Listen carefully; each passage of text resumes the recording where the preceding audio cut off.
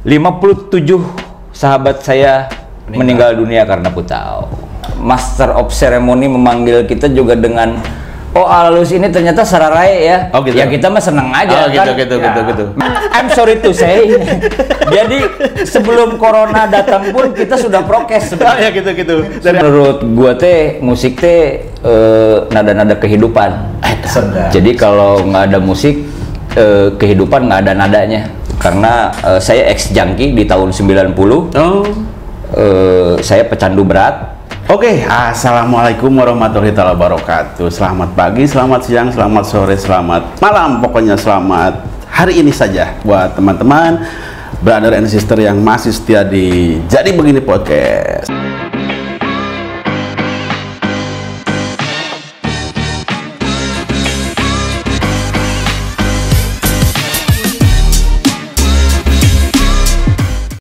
Sebelum lanjut nonton video ini, jangan lupa tekan tombol subscribe, nyalakan lonceng, like, dan share. Selamat menonton.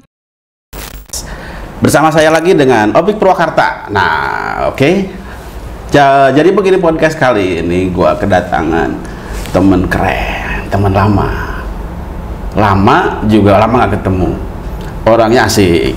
Ini sepasang sejoli yang keren-keren. Sejoli. Dia musisi, rocker, influencer, motivator, pokoknya keren lah, banyak. Nggak lama lagi kita sambut beliau yang sudah datang dari tadi jauh-jauh. Siapakah dia? Alalus Band. Assalamualaikum, Sampurasun, Sampraza. Apa itu tadi? Sampraza. Sampraza itu apa? Jadi sebuah bentuk salam yang ternyata itu salamnya para leluhur kita. Keren. Saya juga menemukan itu dari berbagai macam sumber ya. Gitu. Jadi bisa dipertanggungjawabkan ya. Oke. Iya. Laki-laki. Kita Alalus Band. Betul ya. Betul. Jadi band sebuah grup musik ya, grup band. Iya. Alalus, apa sih Alalus? Alalus itu bahasa Sunda. Alalus bukan. Bukan. Memang kalau diselepetin bisa ke situ lah. Gitu. Alalus gitu ya. Barijing cadel Alalus. Tapi sebenarnya bukan. Bukan ya. Itu diambil dari satu buah lagu karya kita, judulnya Menuju Terang, tapi ditranslate ke bahasa Spanyol. Oh, Spanyol? Iya, jadinya Alalus. Oh, Spanyol itu bahasa Spanyol. Iya, Alalus itu bahasa Spanyol. Spanyol itu ya bahasa Spanyol. Spanish. Jadi menuju terang artinya. Iya. Cuman memang di beberapa keadaan ketika kita manggung biasanya Master of Ceremony memanggil kita juga dengan Alalus ini ternyata Sararae ya. Gitu. Ya kita mah seneng aja kan. Gitu. Memang gak rantang murah. Halus. Jadi siapakah satu yang ganteng yang satu ini? Siapakah ini? Oke, Siapakah ini? lupa belum Gitu. langsung ngacapruk we gitu. Perkenalkan, nama saya Setia Ruhaili, posisi saya sebagai drummer. Ya. tukang beduk. Oke. Saya Yusuf Rizal, posisi di vokal dan gitar. Berdua. Memang berdua. Oh, gitu. Equipment yang lain biasanya kita pakai audisional. Oh, gitu. Biasanya 3 tambah 1 2 atau 2 orang. Iya, tambahan 1 atau 2 orang. Tergantung kebutuhan. Tergantung kebutuhan dan tergantung honor. Matre juga ada namanya. Iya. Honornya cukup buat berdua ya, sudah 2 aja lah. Jadi. Gitu. Ini hubungan saudara ya? Iya, kita saudara-saudara. Ada kakak ya. Ada kakak. Dari penampilannya Alalus ini band apa sih? Kita kalau di genre ya. Iya, genre. Kita rock and roll alternatif. Gitu. Rock and roll alternatif itu kita bisa memainkan all-round lah. Gitu. Kita memainkan all-round, tapi untuk style kita lebih mengacu ke glam rock. Yang penuh make up, aww lah. Tapi nanti aja.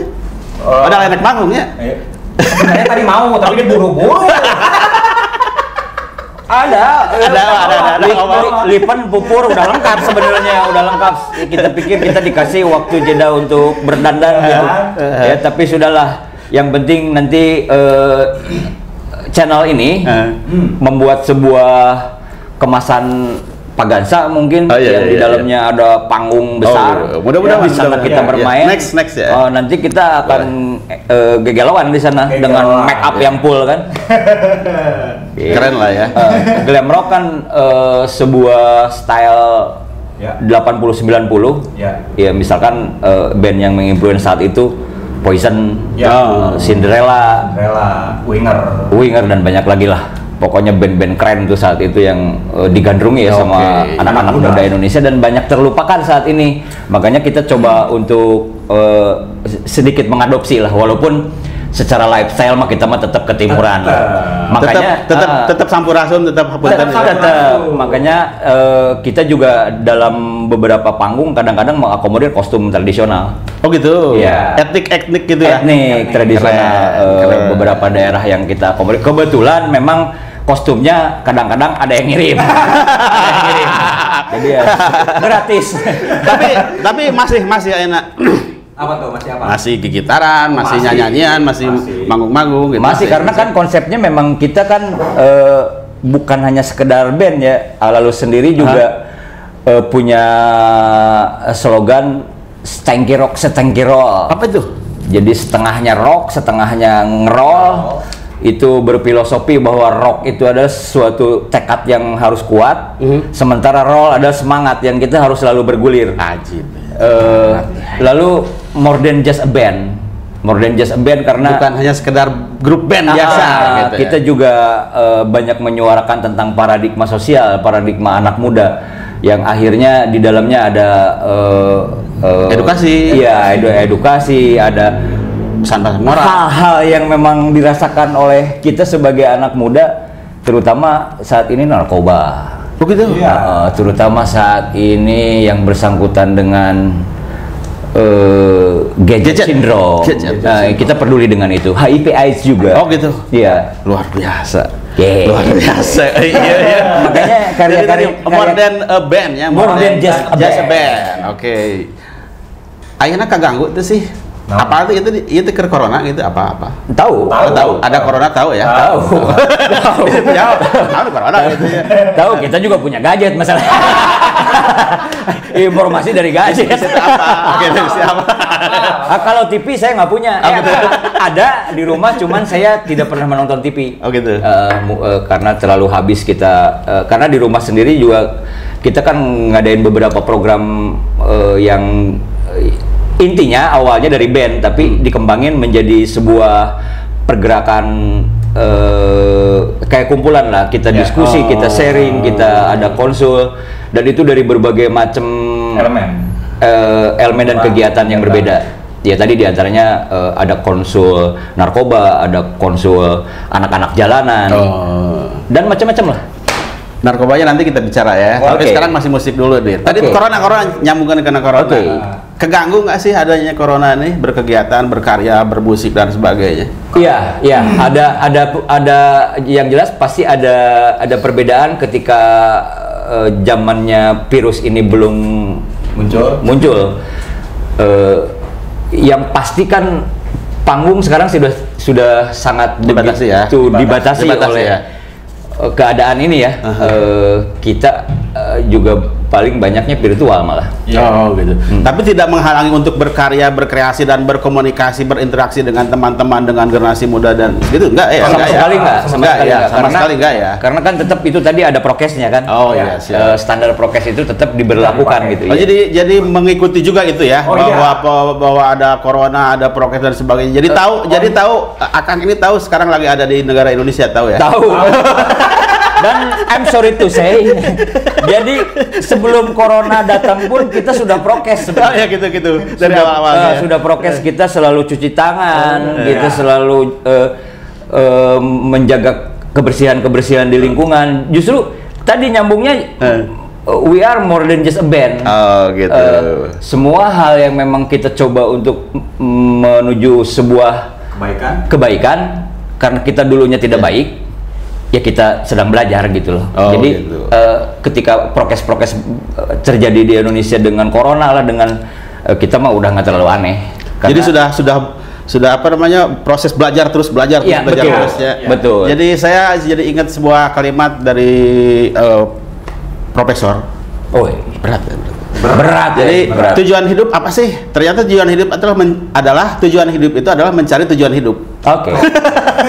Jadi artinya kan selalu mencari, Iya, selalu belajar gitu ya. Iya. Jadi teangeus. Iya. Never ending story. Oke. Keren ya? Betul. Keren banget itu. Profesor naon itu?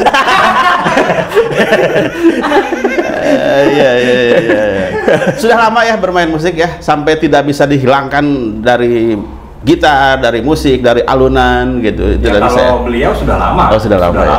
Dari SMP mungkin saya belum lahir. Tapi kalau saya masih baru-baru lahir. Oh gitu.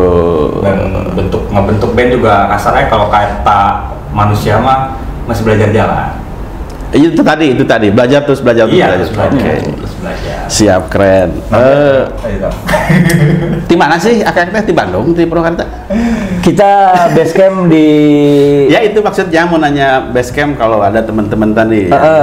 di Cikopo, tepatnya ya. perumahan Kopo Permai.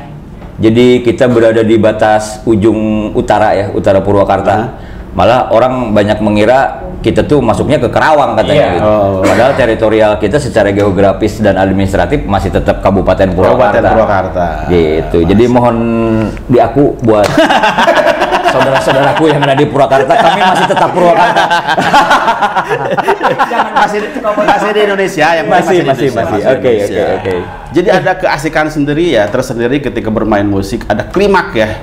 Merasakan itu ya yang namanya keasikan bermain musik. Kan menurut gua teh musik teh nada-nada kehidupan. Jadi kalau nggak ada musik kehidupan nggak ada nadanya. Nggak berirama. Gitu ya. Kayak ini aja nih. Ini kan seperti garis yang notasi musik ya. Di sini ada kunci G, ada not, ada sebagainya. Termasuk ada bar. Itu bisa kita filosofikan bahwa di dalam sebuah hidup ada sebuah frame, ada sebuah bingkai yang di dalamnya penuh dengan dinamika. Kan beautiful tuh. Beautiful. Jadi itu proses berkarya dalam bermusik itu memang sangat dalam gitu ya. Itu diciptakan dari asal gitu ya, asal kebenaran tidak ya. Kalau buat ngebikin sebuah komposisi musik biasanya kita asal malah. Oh, asal justru. Asal karena kita otodidak kan. Jadi manggih di mana wae, kadang-kadang di dapur, kadang-kadang kamar mandi, betul, jadi musiknya. Betul. Karena sesuatu yang spontan itu biasanya akan menghasilkan sesuatu yang spontan juga.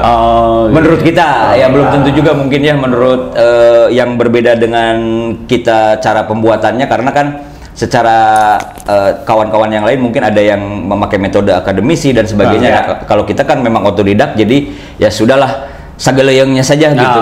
Gitu. Jadi ujratnya aja. Iya. Yang penting tidak menghujat orang, tidak hoax. Gitu. Itu mah dilarang ya. Dilarang pisan. Jadi kebiasaan nu tiba heula urang teu manggih kok ayeuna mah aya nya sistem eta teh nya hoax, bullying kali itu baheula mah kan urang keur angkatan berapa sih kita? Angkatan heubeul ya.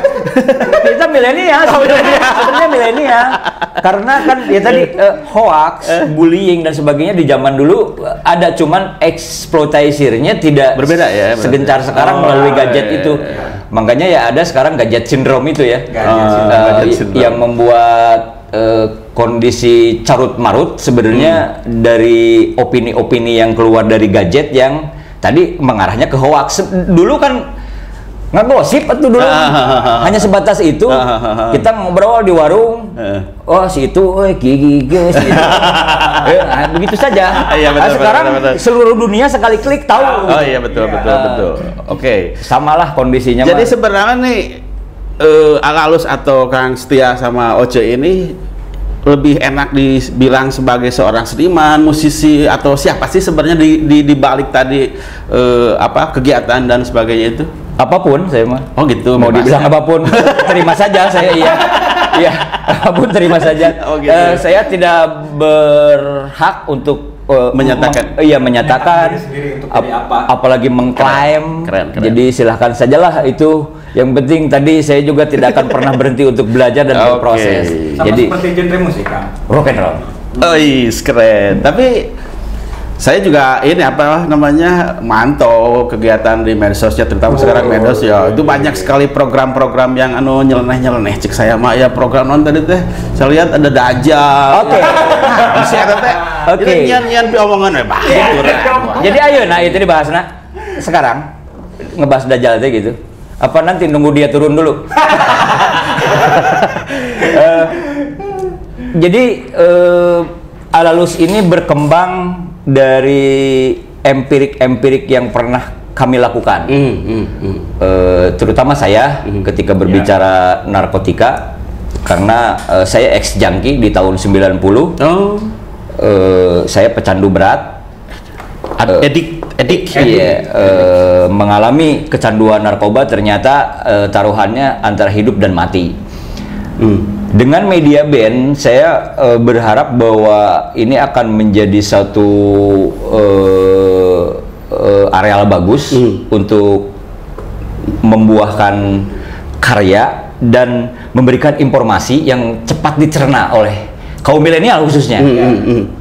Karena kalau kita hanya ginilah contohnya, lu jangan mabok, lu masuk gini, lu masuk negatif, gini. Para pemabuk sepertinya dengan begitu saja akan mengabaikan omongan-omongan itu, malah disinyalir akan terjadi malah pengaruh gitunya, cukup dengan gitunya. Ya, tapi dengan adanya media band, saya berharap ini menjadi satu media, satu cara yang efektif masuk ke dalam lubuk dan sanubari. Karena saya juga pengen membuktikan bahwa musik adalah bahasa universal. Di antaranya adalah membahasakan paradigma yang terjadi. Oke, ini menarik nih. Itu narkoba. Tadi satu saya tentang narkobanya, terus betul juga tadi ex junkie, ex user sekarang berarti enggak sudah jauh ya, jauh. Sehingga apa dari pengalaman yang pernah dilakukannya dulu itu dengan sampai ngalamin hal-hal yang kurang baik itu mau ditularkan menjadi sebuah edukasi untuk anak-anak sekarang. Betul. Gitu, bukan ya untuk orang lain. Betul. Oke, ini menarik sekali nih. Nah, emang itu salah satu bentuk program yang sudah dilakukan atau masih banyak yang lain? Masih banyak. Jadi begini, masih banyak. Jadi begini. Dajjal adalah salah satu program yang saya bikin untuk merecovery, membenahi korban narkoba. Itu salah satu ya Dajjal ya. Korban narkoba ya. Iya, korban narkoba. Korban. Karena kita berbicara pecandunya ya, bukan bandar ya. Kalau bandar kita bukan jangkauan kita tuh. Kita tidak menjangkau ke ranah itu. Kita hanya peduli kepada kawan-kawan yang memang ingin sembuh. Ingin sembuh itu emang sesuatu yang sulit. Ingin sembuh ya, sangat ya. Sehingga harus ketemu dengan program yang tepat, orang yang tepat, metode yang tepat. Sangat. Gitu. Sangat ya. Sangat. Kita bisa bayangkan narkoba dipakai dengan durasi yang begitu lama, darah kita, otak kita, termasuk seluruh organ tubuh kita akan teracuni oleh zat-zat tersebut. Dengan durasi yang lama ya. Wabah corona saja kita cegah dengan prokes. Tapi narkoba sengaja dimasukkan ke tubuh kita. Nah, artinya ya, betul. Saya sesuai dengan pengalaman empirik saya justru mengemas menjadi tiga unsur, Kang. Buat pembenahan narkoba tuh. Mind, body, soul. Mind, body, and soul. MBS. Ketiga unsur ini nggak bisa lepas, harus dilakukan oleh para pecandu yang ingin pulih. Nah, mind secara pikiran, otak kita dirusak. Bagaimana caranya kita mengembalikan kerusakan itu? Yaitu saya punya caranya. Body otomatis, fisik kita juga porak-poranda dengan zat-zat kimia. So, itulah yang saya bikin menjadi Dajjal. Apa itu Dajjal itu? Di body itu ya, di pembenahan body. Dajjal itu diet ala jalanan. Oh, diet ala jalanan. Jadi di dalamnya ada metode pola makan dan metode olahraga yang sudah saya rangkum sedemikian rupa sehingga menjadi sederhana. Padahal ketika saya dulu melakukannya, jangankan seorang bekas pecandu, orang-orang yang tidak pernah terkena narkoba aja diajakan diet mah dah atur dah. Saya buktinya. Diajakan olahraga ya. Makanya saya berpikir ini mesti ada satu metode yang lebih simpel. Iya betul. Saya bikin itu disebutnya Dajjal. Oh gitu. Iya. Diet ala jalanan. Ala jalanan. Satu paket ya, pola makan dan olahraga. Itu untuk perbaikan body, fisik, soul, jiwa. Nah di jiwa ini ada kesadaran terhadap diri sendiri. Saya bikin namanya CXIS, Spiritual X Junkies. Keren deh. Jadi untuk lebih masuk ke dalam teknisnya, sepertinya waktunya nggak akan habis sejam 2 jam gitu, kalau saya gitu. nerangin ya. Makanya kawan-kawan datang ke rumah tuh dianggapnya gue mau rehab nih. Ini Alalus Panti Rehab. Waduh, saya pikir kalau Alalus Panti Rehab nanti saya ajukan dulu dah ke dinas sosial. Gitu. Bicara tadi program yang sudah dilakukan oleh Akang sendiri, Kang Oce sendiri, apakah sudah merasa itu menjadi satu pola yang tepat atau belum? Kedua, apakah memerlukan kerjasama dengan pihak-pihak lain? Harus berdampingankah kami di Alalus sendiri untuk dalam menunjang keberhasilan program tersebut? Sudah dilakukankah itu? Jelas Kang, harus berdampingan. Oh, iya. Semua pihak, karena sesuai dengan anjuran juga kan untuk membuat sebuah kemasan indah itu termasuk recovery narkoba. Itu semua elemen masyarakat harus terlibat. Kami juga justru merasa ya kita hanya sebagai pemain band sebenarnya. Tidak lebih dari itu, hanya kapasitasnya cuma di situ saja. Dan enggak hanya sebatas itu.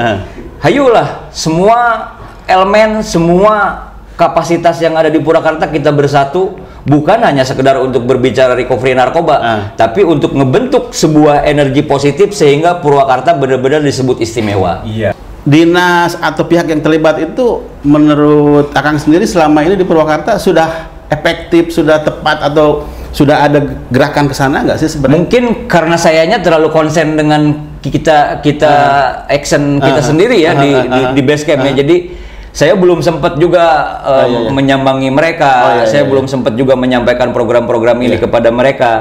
Tapi sesuai perjalanan yang pernah kita alami juga secara spontan terkadang kita ketemu nyambung juga akhirnya gitu ya. Ada juga ketika temu bicara, ketika ada jejak pendapat, kita ketemu lah dengan dinas sosial, ketemu dengan dinas kesehatan dan sebagainya, kita ketemu untuk diskusi. BNN seperti itu kali ya? Iya, BNK, Badan Narkotika Kabupaten ya, itu ada ya. Ada, termasuk dengan abang-abang di Polres. Satres Narkoba. Saya juga apresiasi buat kawan-kawan di sana karena mereka juga tugas di lapangannya sebegitu berat.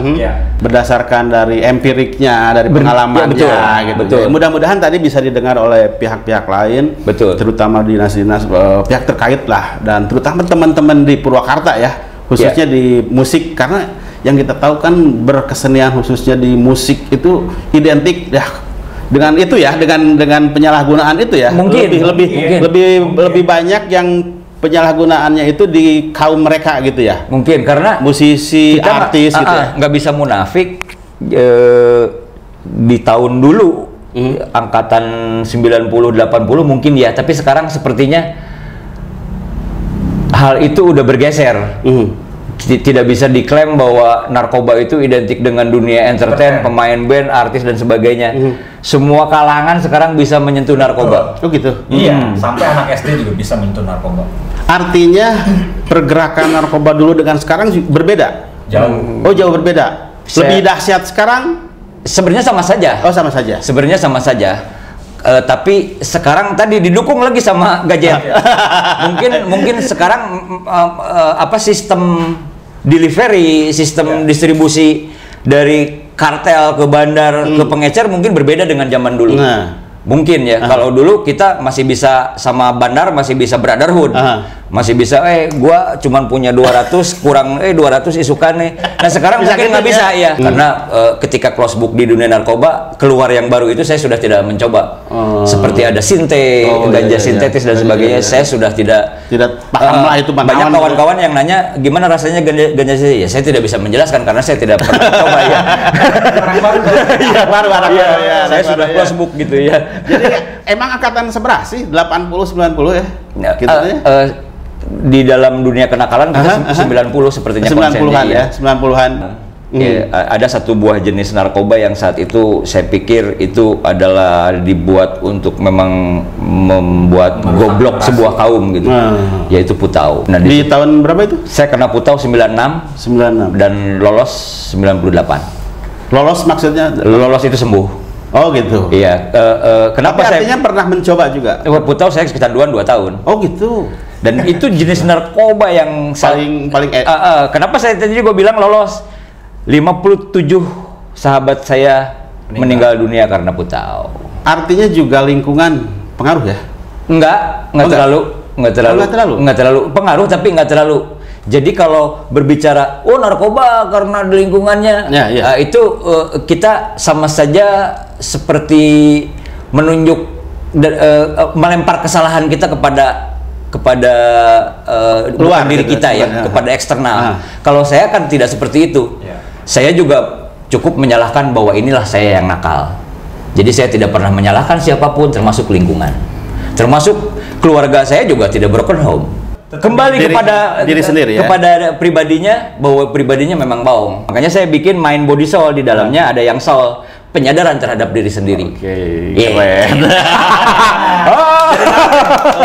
Bijaksananya bijaksana tapi can pernah bijak sini ya gitu itu mesti balan kan, bijaksana bijak sini gitu. Seperti halnya narkoba kan kita juga gua di stigma sama masyarakat kan gitu. Padahal dia tuh menstigma dirinya sendiri gitu loh. Itu yang paling berat adalah stigma terhadap diri kita sendiri. Tiba-tiba si Ano menstigma gua, yang nggak bisa begitu. Lebay gitu kesananya, lebay gitu nya. Terlalu justifikasi gitu ya, terlalu mencari kambing hitam gitu. Mau mengakui kesalahan kekurangannya. Kebetulan tipikal saya saat itu ketika 98 lolos, saya menyadari bahwa kelakuan saya sudah begitu sangat over dengan Putaunya, makanya saya ada proses penyadaran diri. Disitulah saya mulai berjuang untuk lepas dari Putau, dan perjuangan itu hidup dan mati. Tahun-tahun 80-90-an itu ya? 98 tepat. 98 ya, dimana pada tahun itu dunia kita, usia kita, fase kita waktu betul fase-fase yang sangat keemasan waktu itu ya. Betul. Pergaulan yang sangat menurut saya itu lagi gila-gilanya waktu itu ya. Betul. Indonesia, mungkin dunia ya, sedang berada di dalam, termasuk musiknya. Musik, film, fashion dan semuanya berada di dalam kosmik keemasan. Jadi mungkin mudah-mudahan malah kita sebagai generasi saat itu yang mengalami keemasan itu bisa mengembalikan zaman keemasan itu di saat ini, di milenial. Bisa ya itu ya? Bisa ya? Kalau bareng-bareng bisa. Kalau Oce sendiri nih dari tadi sebenarnya angkatan tahun berapa sih? Angkatan capek-capek kan kayaknya. Betul, saya terang-terangan. Cabenya ada. Cabenya ya banyak jadi kalamannya. Jadi angkatan baru lah. Angkatan baru. Jadi tadi nggak tahu yang namanya zaman-zaman dulu dibicarakan itu tadi itu nggak paham juga ya. Saya nggak paham karena saya pun tidak sempat, bukan nggak sempat, memang nggak mau mencoba kayak dunia drugs. Saya nggak mau nyoba itu. Jadi pengalaman obrolan dengan AA sendiri itu sangat berharga dan jadi ilmu ya. Sangat berharga. Nah, sekarang dari Oce sendiri melihat dari sosok Abang sebagai sekarang teman mungkin juga teman bermain musik, teman curhat, teman berdiskusi dan sebagainya, bagaimana sih ke beliau deh? Luar biasa. Luar biasa. Sangat luar biasa. Beliau salah satu sosok yang jadi inspirasi saya. Motivasi. Dan banyak hal positif yang ditularkan. Di musiknya, di kehidupan sehari-hari. Dan banyak perubahan juga ya semenjak masa-masa pemulihan saat itu. Beliau temperamennya sungguh sangat luar biasa. Sekarang ini lebih wise gitu ya. Sekarang ini lebih keren ya. Dulu dengan sekarang tahu dulu dan sekarang tahu ya. Misalnya tuh di emosi ya, temperamental dan sebagainya gitu ya. Itulah bahayanya ya kali ya. Itu dampak awal dari dunia mabuk, pasti emosional kita tidak terkontrol. Apapun itu jenis yang kita konsumsi, yang dihantam pasti sisi emosional. Makanya tadi saya bikin MBS, main body soul itu satu paket yang memang nggak bisa dipisah buat merecovery seluruh badan dari ujung rambut sampai ke ujung kaki termasuk kepribadian kita. Termasuk nanti tadi kalau sesuatu tidak bisa dilawan, apakah narkoba ini akan hilang? Tidak akan.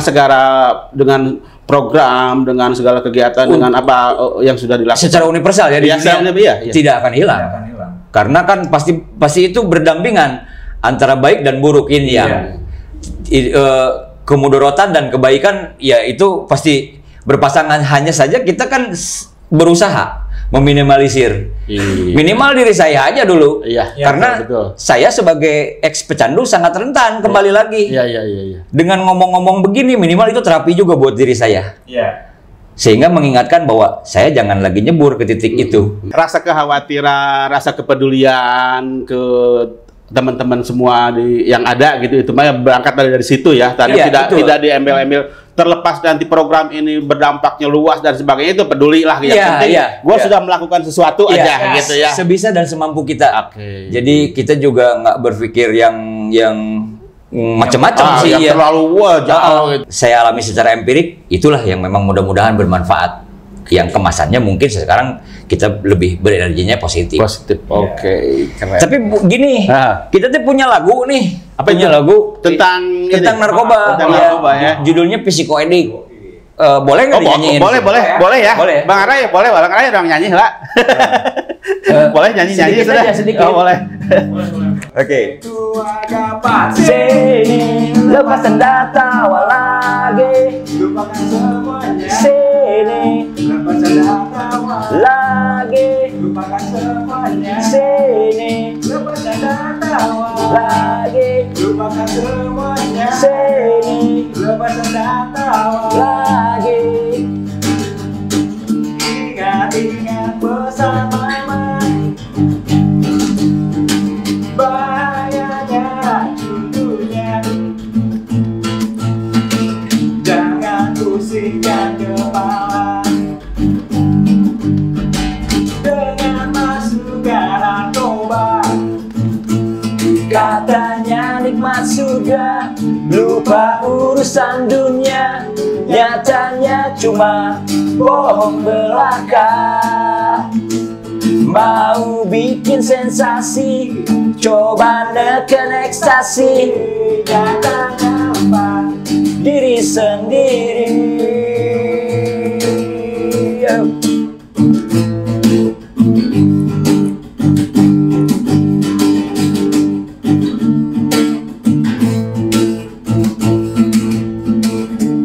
Oke. Malas ya nggak? Gitu. Ini waktu juga. Oke. Ya. Dengan sangat berat hati, masih banyak obrolan-obrolan. Mungkin next ya bisa kita ngobrol lagi tentang khusus untuk bicara tadi Purwakartanya sendiri ya dan sebagainya. Kita nggak usah jauh-jauh luas ke umum, kita tentang Purwakarta, lebih ke kepedulian tentang teman-teman sekitar yang terdekat aja dulu ya. Ya gini juga sebentar ya, Kang Opik. Buat teman-teman yang mau recovery narkoba, kita membuka diri 24 jam di base camp kita di Cikopo, di perumahan Kopo Permai. Mangga silahkan kita sharing, kita konsultasi dan ngebangun sebuah generasi yang lebih baik. Oke, teman-teman, tadi ya banyak sekali obrolan-obrolan yang bisa kita simak, edukasinya, pesan moral dan sebagainya, terutama untuk teman-teman yang suka musik, tetap bermusik tanpa harus narkoba, karena narkoba sangat berbahaya. Dua pilihannya antara bui dan mati. Rek pilih eta, jangan dong. Sayang diri kita. Oke. Itulah bincang-bincang kali ini di Jadi Begini Podcast dengan teman-teman dari Alalus. Terima kasih. Ya kan. Sampai ketemu lagi. Sampai ketemu. Semoga sehat selalu, Amin. Panjang umur dan tetap berkarya. Ya. Amin. Buat kita semua. Semesta raya memberkati. Amin. Wassalamualaikum warahmatullahi wabarakatuh.